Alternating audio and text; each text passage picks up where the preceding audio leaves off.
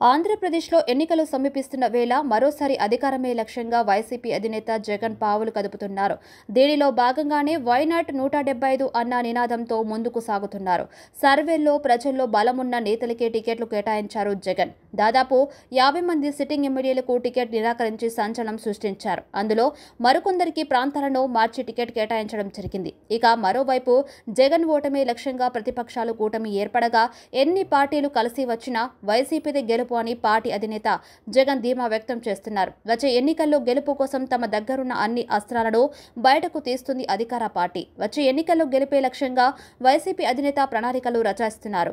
ఈ నేపథ్యంలోనే జగన్ ప్రత్యేక వ్యూహంతో ముందుకు సాగుతున్నారు. రాయలసీమలో వైసీపీ బలంగా కనిపిస్తున్నప్పటికీ కోస్తాతో పాటు ఉభయ గోదావరి, ఉత్తరాంధ్ర జిల్లాలో కొంత ప్రతికూలత వ్యక్తమవుతుంది. దీంతో ఆయా జిల్లా నేతలను పిలిచి వారితో సీఎం జగన్ నేరుగా సమావేశాలు జరిపి వారితో మాట్లాడుతున్నారు. ఇదిలా ఉంటే ముఖ్యంగా గత ఎన్నికల్లో మెజార్టీ తగ్గిన స్థానాలపై సీఎం జగన్ ప్రత్యేక దృష్టిని సారించారు. 2019 ఎన్నికల్లో దాదాపు 44 అసెంబ్లీ నియోజకవర్గాల్లో 10 లోపు మెజార్టీ రావడం జరిగింది. ఈ 44 స్థానాలను కాపాడుకోకపోతే అధికారానికి దూరం కావడం ఖాయమని జగన్ ఒక నిర్ణయానికి వచ్చారు. ఆ నియోజకవర్గాల్లో విజయవాడ సెంట్రల్, తిరుపతి, పొన్నూరు, నెల్లూరు సిటీ, తణుకు, నగరి, కొత్తపేట, ఏలూరు, ఎలమంచిలి, తాడికొండ, ప్రత్తిపాడు, జగ్గయ్యపేట వంటి నియోజకవర్గాల్లో 5,000 లోపు మాత్రమే మెజార్టీ రావడం జరిగింది. ఇక రామచంద్రపురం, మంగళగిరి, కర్నూలు, ముమ్మిడివరం, శ్రీకాకుళం, మచిలీపట్నం, విజయనగరం, నరసాపురం, ప్రత్తిపాడు, తాడిపత్రి, విజయవాడ వెస్ట్, పెడన, పీలేరు, అనకాపల్లి, చిలకలూరిపేట, బొబ్బిలి, భీమవరం, కాకినాడ రూరల్, సంతనూతలపాడు, కైకలూరు, భీమిలి, వేమూరులో 10,000 లోపు మెజార్టీ కావడంతో ఈ నియోజకవర్గాలపై జగన్ ఫోకస్ చేస్తున్నట్లు తెలుస్తుంది. అయితే ఇప్పుడు ఆ 44తో పాటు మరికొన్ని నియోజకవర్గాలపై సీఎం జగన్ స్పెషల్ ఫోకస్ పెట్టనుండగా తెలుస్తుంది. మొత్తం 68 నియోజకవర్గాలపై సీఎం జగన్ రివ్యూ నిర్వహించినట్టుగా సమాచారం అందుతుంది. ఇక ఎట్టి పరిస్థితుల్లో ఆ నియోజకవర్గాల్లో తిరిగి విజయం సాధించడంతో పాటు మెజార్టీ కూడా భారీగా రావాలని ఆ నియోజకవర్గ అభ్యర్థులకు జగన్ దిశానిర్దేశం చేశారట.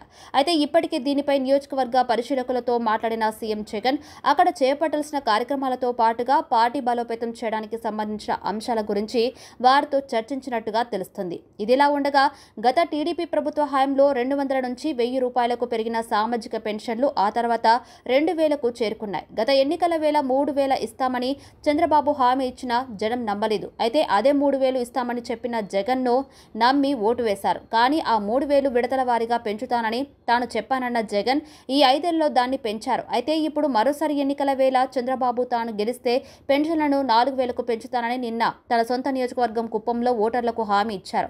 అలాగే 1-2 నెలల పెన్షన్లు తీసుకోకపోయినా 3వ నెలల్లో ఈ 3 నెలల మొత్తం కలిపి ఇస్తామని కూడా హామీ ఇచ్చారు. దీంతో ఇప్పుడు అధికార వైసీపీ పెన్షన్లపై ఏ హామీ ఇవ్వబోతుందనేది కీలకంగా మారింది.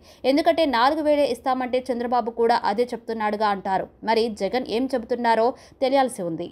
గత ఎన్నికల్లో చంద్రబాబు, జగన్ ఇద్దరు పెన్షన్ 3,000 ఇస్తామని హామీ ఇచ్చారు. అయితే విశ్వసనీయత కోణంలో చూసిన ఓటర్లు జగన్ అయితే ఖచ్చితంగా ఇస్తాడని భావించారు. అందుకే భారీ ఎత్తున ఓట్లు వేసి వైసీపీని గెలిపించారు. అయితే అధికారంలోకి రాగానే ఈ 3,000 విడతల వారీగానే అంటూ ఏడాదికి 250 రూపాయల చొప్పున పెంచుతూ మధ్యలో ఓ ఏడాది వదిలేసి చివరికి 3,000 రూపాయలకు పెంచి హామీ నిలబెట్టుకున్నారు జగన్. దీంతో ఇప్పుడు జగన్ ఈసారి పెన్షన్ ఎంతకు పెంచుతారు, ఎలా పెంచుతారన్న దానిపై చర్చ జరుగుతుంది. ఈ క్రమంలోనే వైసీపీ మేనిఫెస్టోను ఇంకా ప్రకటించలేదు. ఇప్పటి వరకు అనుకుంటున్న ప్రకారం అయితే పెన్షన్ను 4,000కే పెంచాలని జగన్ కూడా భావిస్తున్నారు. అయితే అది విడతల వారీగానా లేక ఎన్నికలు పూర్తయి అధికారంలోకి రాగానేనా అనేది తేలాల్సి ఉంది. ఇక దీనిపై జగన్ క్లారిటీ ఇస్తే మాత్రం లెక్కలు మారే అవకాశాలు ఉన్నట్లు తెలుస్తుంది.